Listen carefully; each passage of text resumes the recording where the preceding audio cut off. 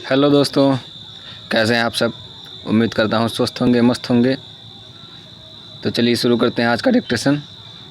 3, 2, 1 start.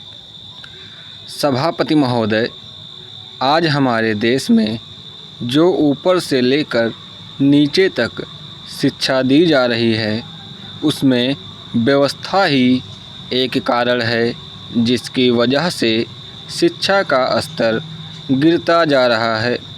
मेरा अपना विचार है कि जो शिक्षा प्रणाली है और जिस रूप में शिक्षा दी जा रही है, वही अनुशासनहीनता का भी कारण है। अपने देश और प्रदेश में हर एक की अपनी अपनी भाषा है और वह बालक जो इस देश में पैदा हुआ है, जो अपनी मातृभाषा की गोद में पला है, उसको यदि अपनी मातृभाषा में ही शिक्षा दी जाए तो मेरा विचार है कि शिक्षा का स्तर ठीक हो सकता है।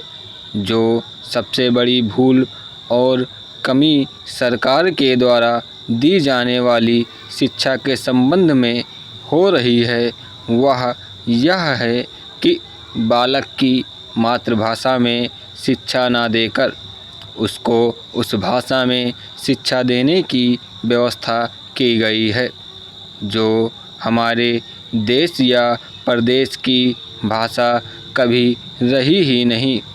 मेरा अभिप्राय विदेशी भाषा अंग्रेजी से है। मैं यह मानकर चलता हूँ कि जब से यह भाषा इस देश में आई है, चाहे वह किसी कारण से आई हो, इसे आप भी और इस माननीय सदन के सदस्य भी जानते हैं कि उससे बुरे परिणाम ही निकले हैं। कोई भलाई नहीं हुई है। इस देश को जो हानि हुई है, वह किसी से छिपी नहीं है। हम देख रहे हैं कि हमारे यहाँ जितना फैशन बढ़ रहा है और जितनी वेशभूषा बिगड़ रही है, वह सब अंग्रेजी भाषा के ही कारण है। जिस समय यहाँ पर अंग्रेज़ों का राज्य था, प्रायः यह देखने को मिलता था कि वे लोग जो विशेष कर के किसी न किसी तरह से सरकारी पक्ष के ही होते थे।